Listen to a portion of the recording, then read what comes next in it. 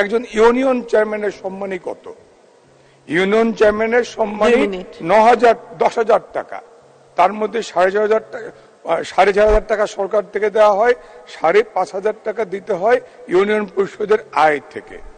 একজন ইউপি মেম্বারের সম্মানী 900 টাকা, অর্ধেক ইউনিয়ন পরিষদের আয় থেকে, অর্ধেক সরকার থেকে। আমাদের কেন্দ্রীয় যে কোনো সিদ্ধান্ত বাস্তবায়নে ডিসি হয়ে ইউনো বা ওসি কিন্তু ইউনিয়ন চেয়ারম্যানের সর্বশেষ একেবারে প্রান্তে যে মানুষটি কাজ করে তিনি হচ্ছেন চৌকিদার বা দফাদার। ওই চৌকিদার বা দফাদারের সম্মানী কত?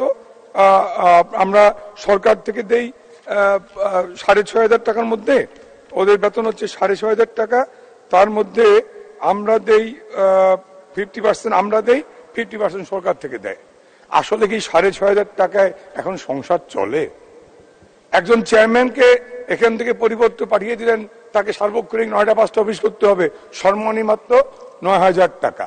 কাজেই চেয়ারম্যানদের সম্মানী, মেম্বার সাহেবদের সম্মানী, চৌকিদার দফাদারের বেতন বা সম্মানী না বাড়ালে ওই একেবারে তৃণমূল পর্যায়ে একেবারে নদী প্রত্যন্ত গ্রামে থেকে যে মানুষটি কাজ করে সরকারের পক্ষে তার সম্মান বোধ রাখে না। একটা চৌকিদারকে সাইকেল মাননীয় প্রধানমন্ত্রী দিয়েছেন, ভালো লেগেছে, কিন্তু ওর স্যান্ডেল পায়, সিরা স্যান্ডেল, জুতা নাই। খারাপ লাগে। আমি যখন মাননীয় প্রধানমন্ত্রীর পক্ষ থেকে চৌকিদারদের হাতে সাইকেল বিতরণ করি, ও যখন এসছে প্যান্টের বেল্ট নাই, রশি দিয়ে প্যান্ট বেঁধে এসছে, সিরা স্যান্ডেল, পন্স পরা। কাজেই ওদের জীবনমান উন্নয়নের জন্য আরো কিছু কার্য পদক্ষেপ নিতে হবে।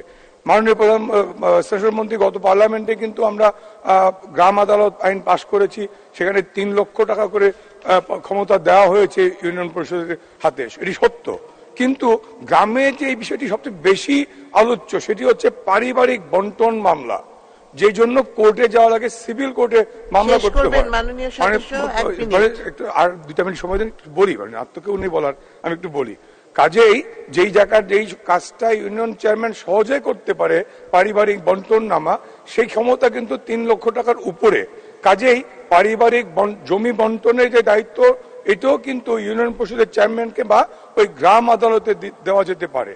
গ্রাম আদালত দেওয়ার পরে ইউনিয়ন চেয়ারম্যান মেম্বারদেরকে বিশেষ প্রশিক্ষণ দিতে হবে মাননীয় স্পিকার। তাদের প্রশিক্ষণ না দিলে কিন্তু তারা গ্রাম আদালত পরিচালনায় হোঁচট খাবে। আরেকটি বিষয় যে নজরে এসছে, যেহেতু 3 লক্ষ টাকা দিয়েছেন, আমাদের খরচ বেড়েছে, ইউনিয়ন পরিষদের চৌকিদারের বেতন, মানুষের চেয়ারম্যানের সম্মান ইউনিয়ন পরিষদের নিতে হয়, সেই ক্ষেত্রে ঘাট ইজারার যে বিষয়গুলো 2003 সালের যে নীতিমালা, তাতে 20,000 টাকার উপরে গেলে সেটি চলে যায় উপজেলা পরিষদে, 20,000 টাকার নিচে থাকলে থাকে ইউনিয়ন পরিষদে। একটু সময়, কাজেই সেই টাকাটা আজকের বাজার মূল্যের সাথে সামঞ্জস্য রেখে, শেষ করছি, বাজার মূল্যের সাথে সামঞ্জস্য রেখে এখানে ইউনিয়ন পরিষদের ক্ষমতাটা আরেকটু বাড়ানো যায় কিনা। কারণ 20,000 টাকায় তো হয় না, তাদের আয় না হলে চৌকিদার দফাদার চেয়ারম্যানের সম্মানী বেতন দেওয়া সম্ভব না। আর সর্বশেষ এলজিএসপি যেটি ছিল, লোকাল গভর্নমেন্ট স্ট্রেংথেনিং প্রকল্প, তারপরে এখন মন্ত্রণালয় থেকে উন্নয়ন সহায়তা তহবিল দেওয়া হয়। আমি এই জায়গাটা একটু জবাবদিহিতা কি আছে মাননীয় মন্ত্রী আমি জানি না, এলজিএসপির জবাবদিহিতা ছিল আমি জানি না, যেমন পৌরসভার গুলো জবাবদিহিতা নেই, আমি পৌরসভায় আজকে যাব না, শুধু ইউনিয়ন পরিষদের উন্নয়ন সহায়তা তহবিলটা, এখানে জবাবদিহিতা কে, পিডি কে, মনিটর কে করে সেটা দরকার। প্রায় 4,500-এর বেশি ইউনিয়ন, একটা মাত্র কবিতরের ঘরের মতো অফিস দোতলায় মন্ত্রণালয়ের নিচে, 4,500 ফাইল রাখার জায়গা নাই। একটা সিনিয়র সেক্রেটারি বা এও, একটা ডেপুটি সেক্রেটারি পা ফেলবার জায়গা নাই, মাঝে মধ্যে যেতে হয় আমাদের, সেখানে যাই, কারণ অনিয়মের চূড়ান্ত সেই জায়গাটায়।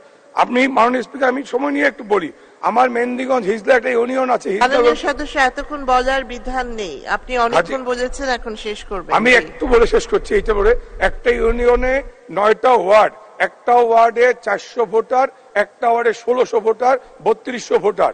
এইটা অ্যাডজাস্টমেন্টের জন্য ইলেকশন কমিশনে একজন নারী প্রার্থী আবেদন করলেন, কারণ 7, 8, 9 ওয়ার্ডে 16,000 ভোট, আর বাকি 6টা ওয়ার্ডে 8,000 ভোট।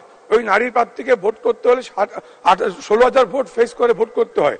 তিনি আবেদন করলেন, মন্ত্রণালয় থেকে ডিসি হয়ে অন্য পর্যন্ত চিঠি গেল, ডিসি অন্যরা এমন করলেন, ও যা ছিল তাই বহাল করে পাঠিয়ে দিলেন।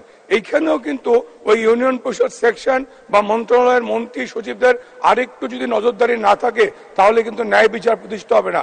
এই যে দুর্নীতি করে একটা নারী আসনে 7, 8, 9, 16,000 ভোট আর বাকি 6 ওয়ার্ডে 8,000 ভোট, এটি হয় না।